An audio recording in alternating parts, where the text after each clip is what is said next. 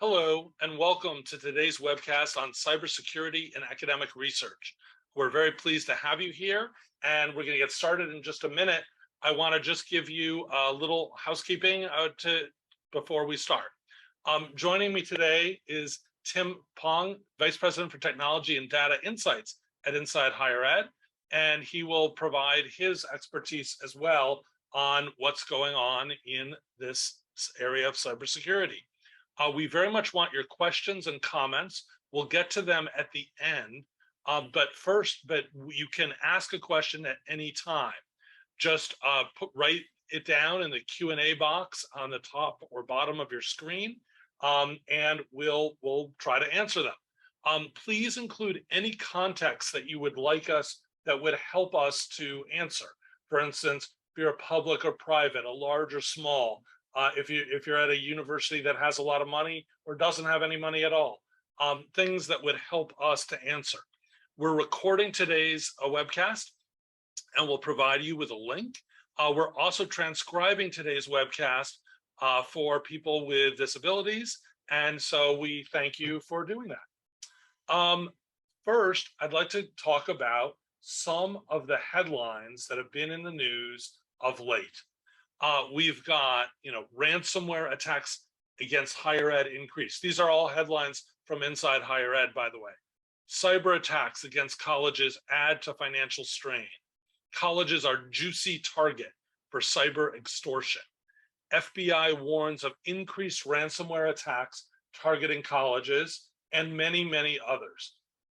Look, this is a very tough issue to deal with. The cyber attackers are more and more creative every year. Pardon my use of creative in that way, but that is what they are. They are great at coming up with ways to target weaknesses in your systems, and then can and when they can, they'll attack.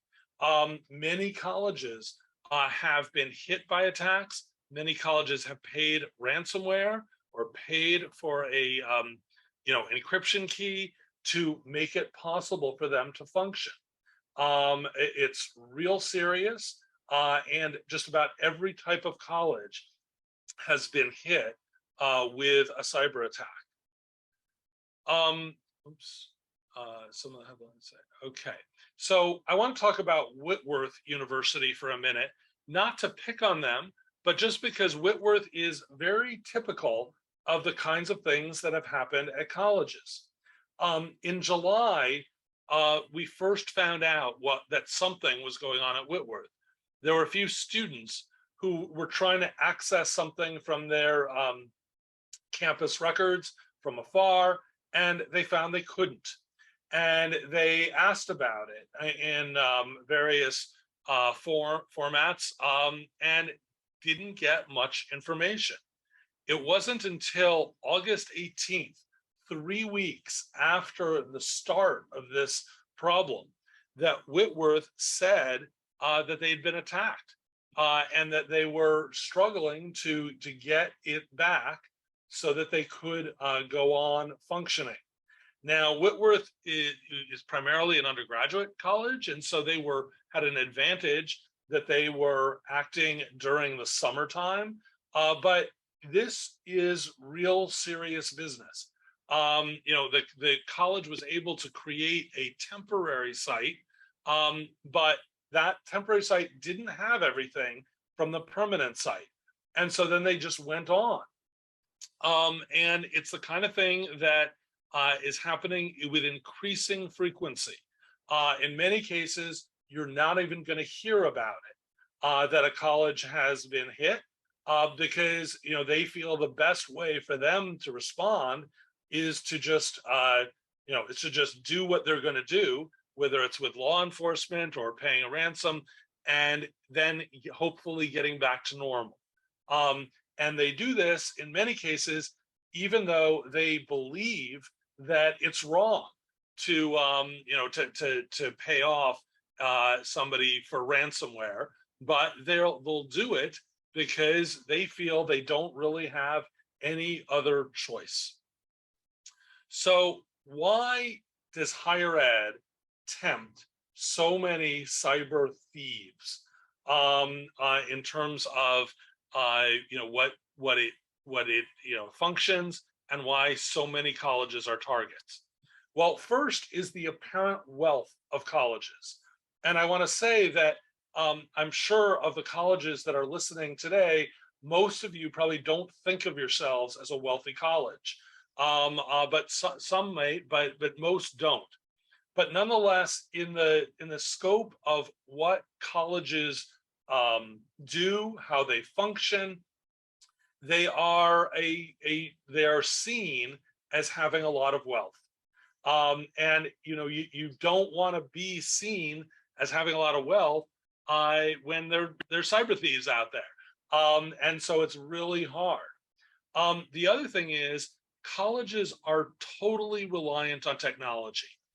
Think of email, class records, CVs, and then think about the research that faculty members produce. Much of the research involves technology. And this is something I'm going to talk about more in the next slide, but I want to flag it here. Some faculty resist cybersecurity in a way that, say, an equivalent in the structure of a business couldn't just resist cybersecurity, but many faculty can. Tim, would you like to add here? Yeah, I think I just wanted to add that higher ed institutions have such a broad and varied attack surface as well, right? So Scott mentioned the reliance on technology and the faculty research and the platforms and IT systems that are needed to facilitate all of that work are just very, very varied, and they're numerous. Probably higher ed and healthcare probably have some of the most in terms of volume, like the most different systems that they have to secure. So that makes them particularly of interest to attackers. The other thing is that more and more attacks really rely on sort of an element of goodwill. We see that most successful cyber attacks start with phishing attempts and other forms of social engineering, and many of those attacks really rely on the goodwill of others and sort of exploiting that goodwill. So when you have folks at your university or your college who are doing their best to serve their students or their other colleagues, that the attackers will take advantage of that. The last thing to note, again, on sort of the social engineering thing, is the presence of known and exploitable dates that are predictable in public. So a lot of phishing attempts rely on essentially tricking your employees. And when you have known and recurring events like registration, tuition deadlines, those are all things that can be exploited and do make higher ed most certainly a good target for cyber theft. Definitely, that's definitely the case. Now, I want to talk in particular right now about the faculty and why they resist some cybersecurity efforts. And here, I'm not talking about all faculty, but I'm talking about a sizable number of faculty. And one thing you have to remember is their traditions of academia. A lot of faculty feel like this is their show. They are running the place, and they should decide what is necessary. Are 2 passwords necessary? Well, many of them will just say, well, no, that's kind of silly. I don't want to do that. And they also, there's a long tradition in academia of resisting authority on anything. And so they are going to be difficult to persuade in their all of them, to do something. Now, many colleges, of course, will say, well, once a cyber attack happens, those same faculty will be yelling and saying, well, why didn't you explain how to prevent it? And of course, they may be right. But the fact is, a college really has to think differently or in additional ways about cybersecurity than a business, which can just say, okay, these are the rules for everyone. You have to do this. And I think that is part of why higher ed is such a target. Sometimes as well, colleges and universities do a poor job of explaining things. That's just a reality, but it's a reality to really think about, because if you don't explain it well, you can be sure a professor will point it out. And it's really important to, when possible, to get the faculty on board with these plans. And the faculty will, of course, be terribly hurt by a cyber attack. They will probably be hurt more than a student would be hurt. Many faculty have all of their records, and for research in your system, and they rely on the computer system for grading, for attendance, for everything. But it's really hard to do. You need to really explain it in a really clear way why this is important and likely to affect them. So how is cybersecurity changing? One of the ways it's changing is that colleges are paying, and they're paying enough money that will make a difference. Here's a quote from a story. You can collect that money in a couple of hours, a ransomware hacker's representative wrote in a secure 2020 chat with the University of California, San Francisco negotiator about the $3 million in ransom demanded. You need to take us seriously. If we'll release on our blog student records data, I am 100% sure you will lose more than our price what we ask. And the university later paid $1.14 million to gain access to the decryption key. A few things about this example that are worth remembering. This is, look who this is. This is the University of California at San Francisco.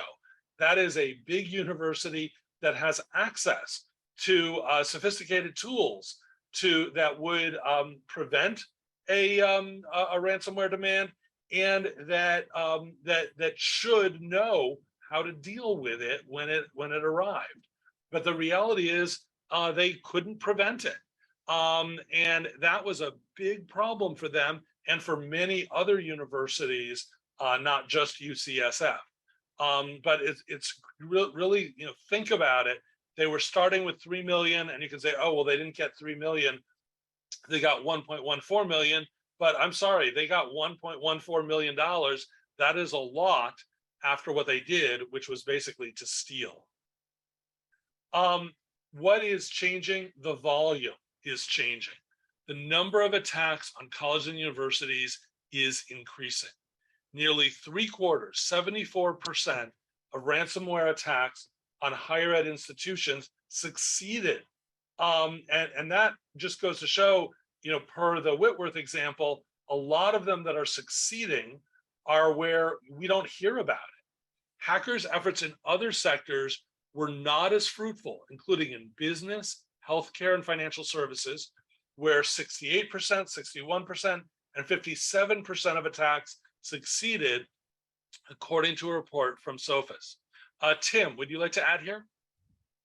Yeah, just as far as this slide and the previous, I think we'd like to just note that this is not just a trend in higher education. Of course, we've seen ransomware attacks happening and succeeding very publicly in a number of other sectors as well.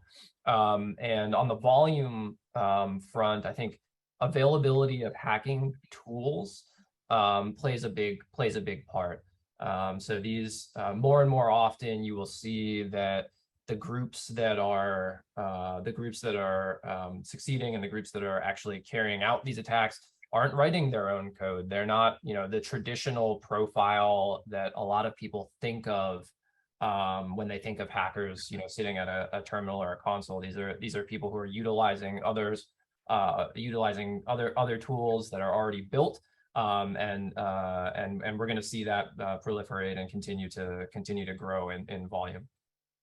I almost think it's like cheating with tests and papers. Colleges have a lot of tools to prevent it, but there is such a demand for tools to cheat that whatever they do, the students are going to come up with another way. What is changing? Well, in higher ed, is higher ed in worse shape than other sectors?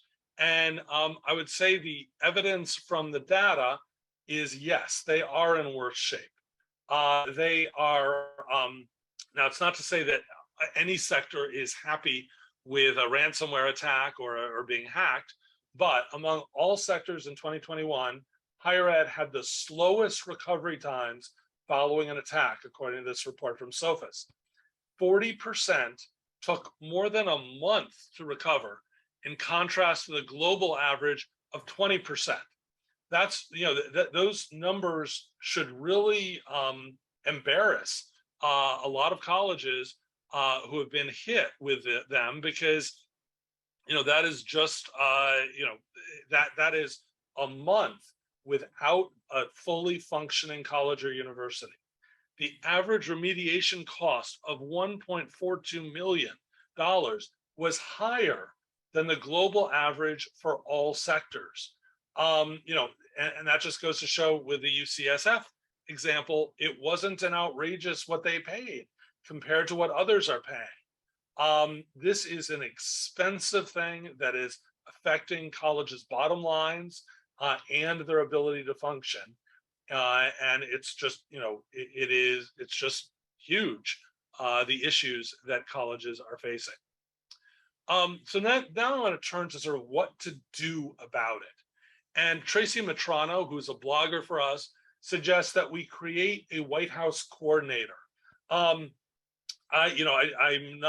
not endorsing Tracy's idea, but one of the problems with cybersecurity is a lot of different federal agencies have a role to play in cybersecurity.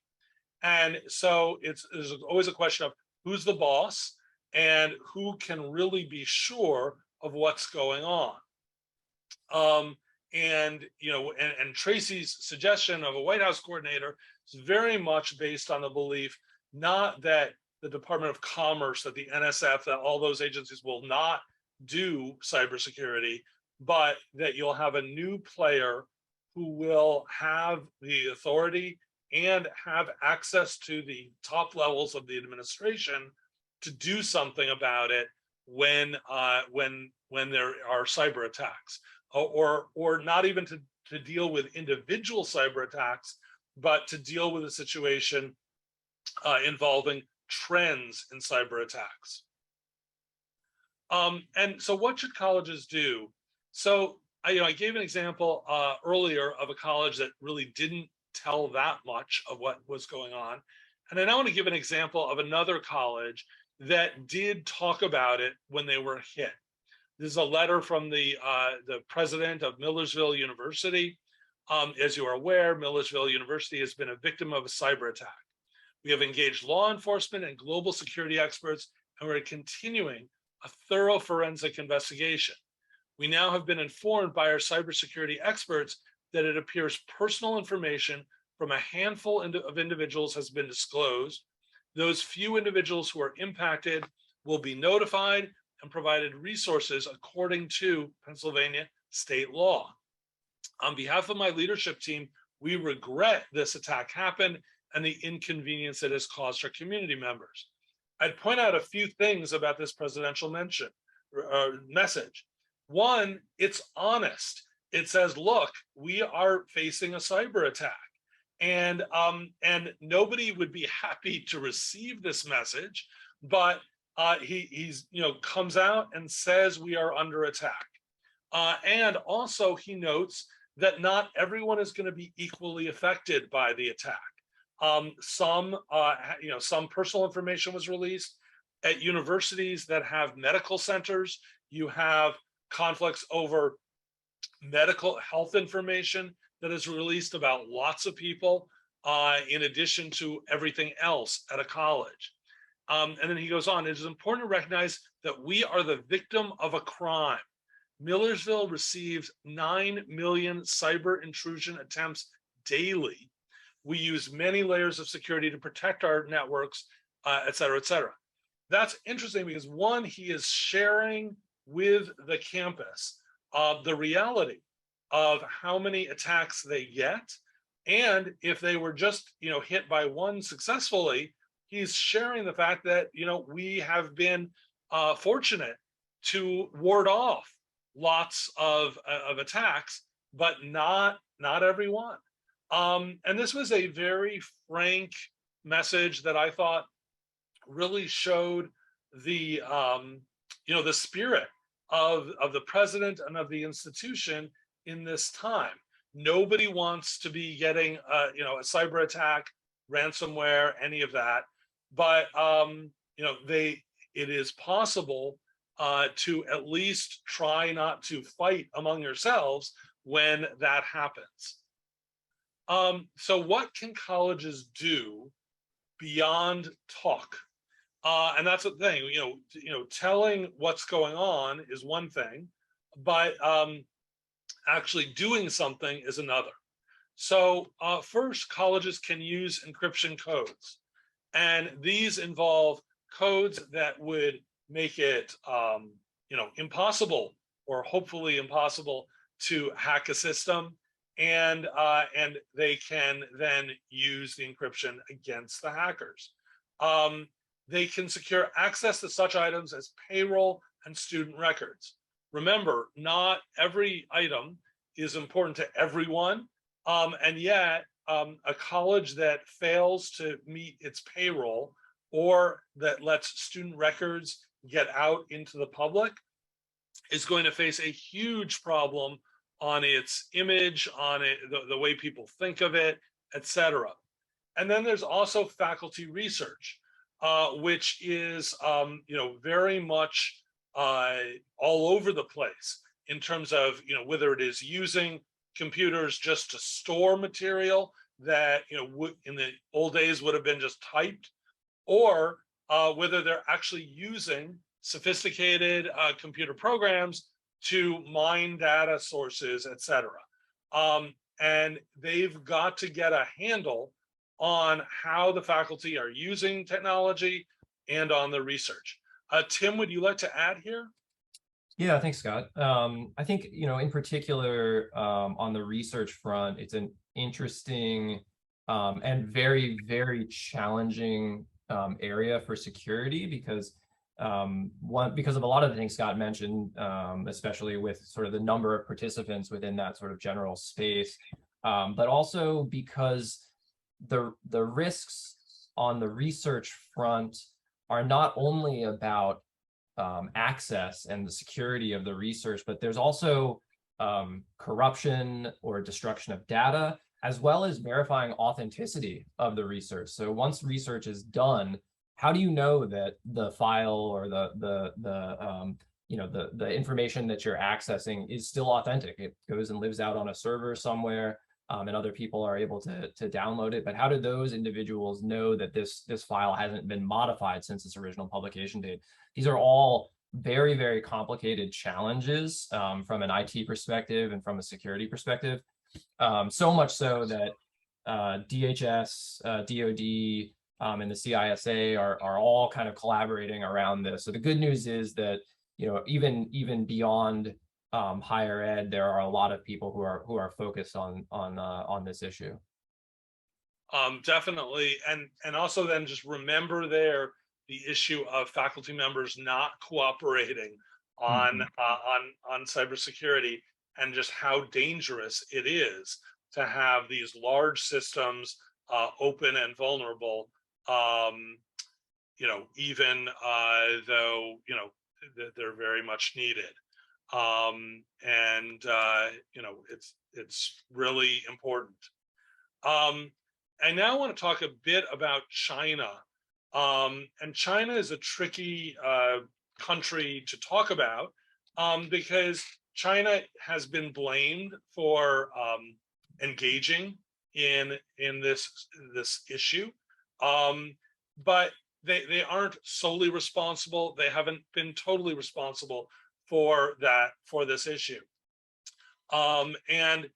China is, it is off, in another part of the world, but in terms of cybersecurity, it doesn't matter. Now, we ran an op-ed by Ted Mitchell, president of the American Council on Education, on China and how to deal with the cybersecurity threats from China. We found that he recommended establishing a working group of key officials to review policies and compliance with regulations. And I think the key thing there is when to do so. He's not saying to do so after you've been hit. He's been saying to do so to get a good relationship going between the different parties involved, between your tech team and also your faculty. You've got to get them to really feel that they're involved. You don't have to involve everyone, but they are crucial to making this work. You're not going to be able to develop a good system without them. Develop a relationship with the local FBI field office is so important. Many on a university campus may think of the FBI, well, there's no telling what they think of the FBI, but they are likely to be, some of them are likely to be hostile to the FBI. Some are more supportive.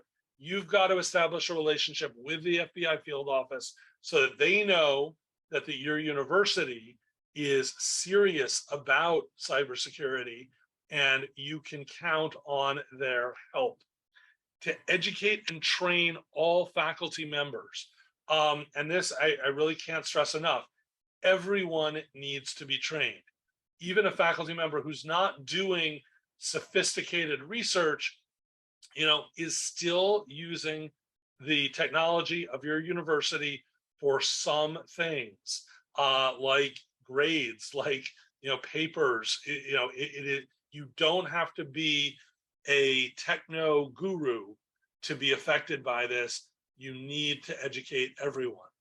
Ensure that campus security staff and IT staff have the tools they need, whatever is necessary.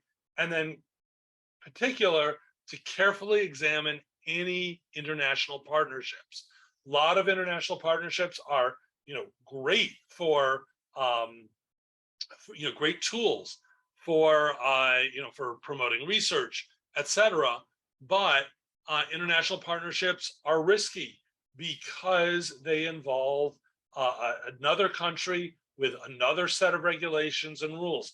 Doesn't mean that you should not do anything with another country. It doesn't mean you should be suspicious of everyone, but you've got to be careful in that area.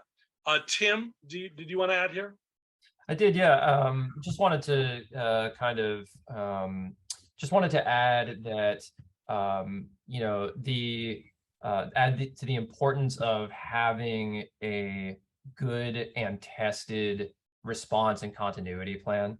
Scott, you mentioned earlier, and you showed the example of the letter from the president, and from a president. I think that all institutions ought to have solid response and continuity plans for when these things take place. And the other thing is making sure that they're tested and that the teams who will be involved feel comfortable and know these plans, have gone through them, and are ready to act if they're needed. Thank you. I think that concludes our presentation. We want to get your questions and your ideas for future coverage. We again want to thank Microsoft for sponsoring this webcast. Tim, do you have a question? Yeah, so I've seen a number of questions come through on the topic of the cybersecurity field in general, keeping up with hackers. And I think it's a good question and it's an important issue. It's certainly one that the cybersecurity field globally wrestles with. And I think that global aspect of this is really important because the amount of time and resource that it takes for the field overall to keep up with attackers is immense. And it's I think it's become sort of common practice to make sure that in addition to the focus that we put on prevention, to also be focused on detection and response. Because the reality is there is a global effort on the part of hackers to be able to compromise new systems. And it's sort of that ever-changing and ever-evolving game of cat and mouse, right? So putting an equal amount of effort at least into prevention and response and detection is really important. It's a significant kind of mindset shift, but it's one that I think many in the security industry are taking. Here's a question. One reason faculty could be resistant is that they may be an adjunct working for multiple schools. We take the same training at each university and no one pays us for our time. So if an incentive was given to an adjunct, they may get more buy-in. That's an excellent idea, and because it reflects a very real reality of faculty life today. Adjuncts definitely need to be included in whatever you are doing in terms of training your faculty. The faculty use your network for for a lot of things in the teaching portion of their jobs. So it's going to come up as an adjunct. I personally think they should get paid for going to this training because it may be, largely the same at the university. The underlying principles may be the same, but the details of what you have to do, when you have to do it, how to do it are going to differ. So you need to have attendees, you need to have adjuncts fully versed in how to handle this. And that also extends to graduate students working with professors. In many universities, a lot of the graduate student or professional school population is research oriented, and they need to be treated much the same as the faculty. Tim? So we have a question about looking for advice for those who would like to make sure their colleagues are taking this sort of thing seriously. And I think, Scott, your answer to the previous question is sort of one portion of it, making sure that there is that we are demonstrating as organizations that this is of critical importance by prioritizing investment in training. That's certainly one aspect. And then I think having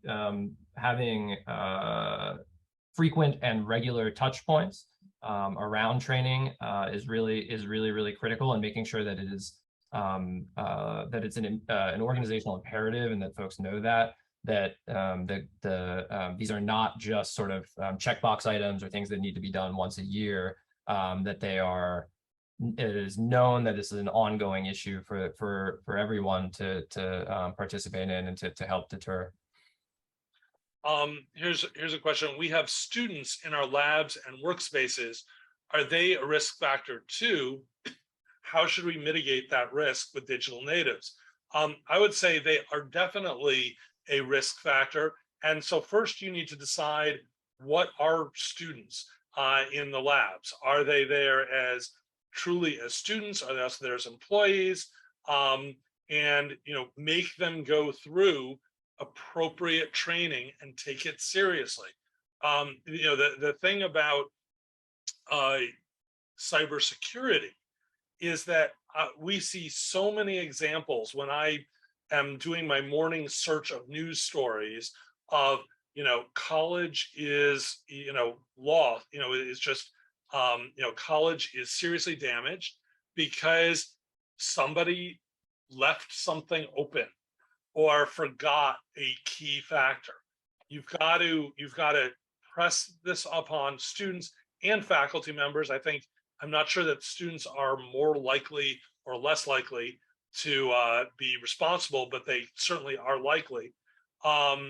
And you've got to just stress, it's got to be right. It can't ever be missed. And stress it over and over again. And the students may complain about going through this program, and the faculty may complain too. But you've got to push it. And the other thing I would say is, you've got to push it every year, even for faculty members who went through it last year. Well, over the course of a year, cybersecurity changes and different things come up. You may need to only have a short program for people who have been there before, but I'd say you need new programs. Tim? Yeah, we've gotten a number of comments here about sort of the social aspects of cybersecurity, and they're certainly they are certainly a major threat and a major component. I think social engineering has emerged as a common entryway into many organizations. So some of the comments and questions are around training, and making sure that that all staff are alerted to the types of problems that can be aware. I think that's a great comment. It could definitely go a long way. And then there are some specific questions around developing organizational maturity, or comments about organizational maturity. I think those are also very good comments, and important to highlight.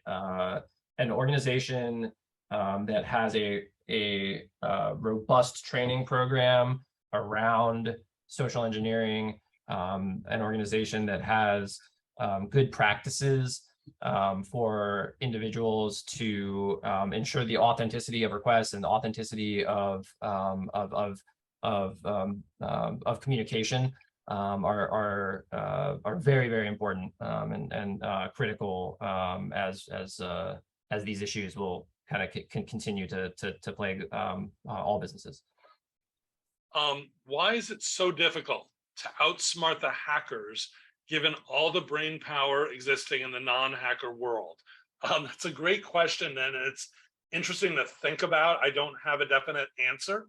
But the thing is, the people in the non-hacker world are also, most of them are doing other things.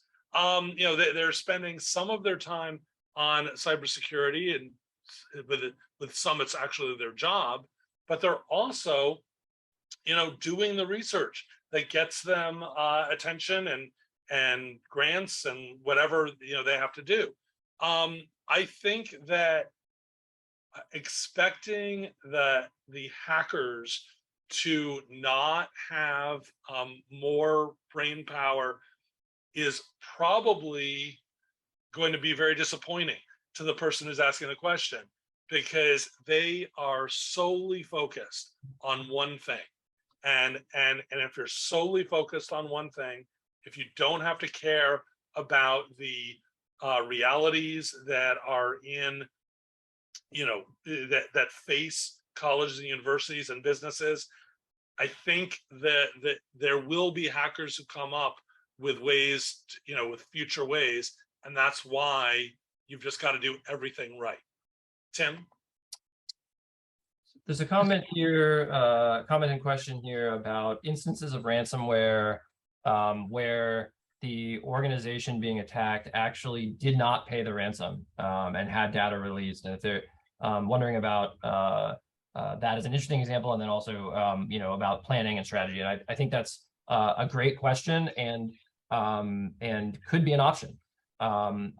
It really goes to the importance of having a data privacy officer, having a good grasp and understanding of what types of information are stored, what types of information are critical, and what the sort of overall risk is to the organization based on the information itself and whether or not it was released. It should certainly be part of a business continuity plan and recovery plan and incident response plan. And I think could contribute probably to the decision-making process about how to respond to ransomware.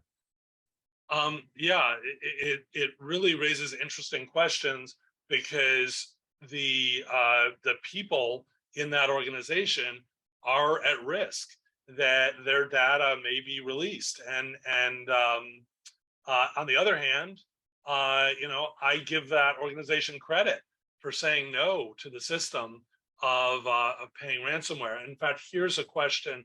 This year, North Carolina became the first state to pass legislation prohibiting state agencies, including public universities, from paying a ransom in response to a ransomware attack. A couple of other states have considered similar legislation. What effect, if any, do you think such legislation will have on ransomware attacks for public entities in such states? Well, I mean, if they are following the law, they are going to not be able to pay ransom. It's that simple. I suspect it will create motivation to find ways around the law. There are lots of things where, if the state, the University of North Carolina system can't pay, can the UNC foundations pay? And then you get into all kinds of questions over who is really affected and who's not. It's a great topic for a story for us to cover that I want to look into. Tim? Is there something that federal or state governments could do to support institutions, laws, funding, training, et cetera, since this is or is this just a challenge for institutions to navigate? Yeah, I think there are things that federal, state, and governments can do and are doing and have started. So there have been a number of articles on Inside Higher Ed, actually, that are covering some of these initiatives. And I encourage you to go take a look at those. The U.S. Department of Commerce is one, as well as the FBI, that are starting to collaborate with institutions, certainly when there is an active incident, but also increasingly in a more proactive way. And I think we'll see that continue. Lots of concern around external threats, but what about inside jobs? How can universities protect themselves? I mean, that relates to one of the things about cybersecurity, which is we don't know all of the universities that have been attacked and what they did. And many universities, if they think they have the perfect tools to prevent a cyber attack, they aren't necessarily telling us because they don't want to lose the advantage they have of people not knowing, that they can do that. And so with respect to inside jobs, I think colleges are using a variety of tools. It depends a lot if it's a public or private college and what the rights are in states with public colleges, because they may be limited by those rights. But I think it's a really important issue to think about as we go on. Tim?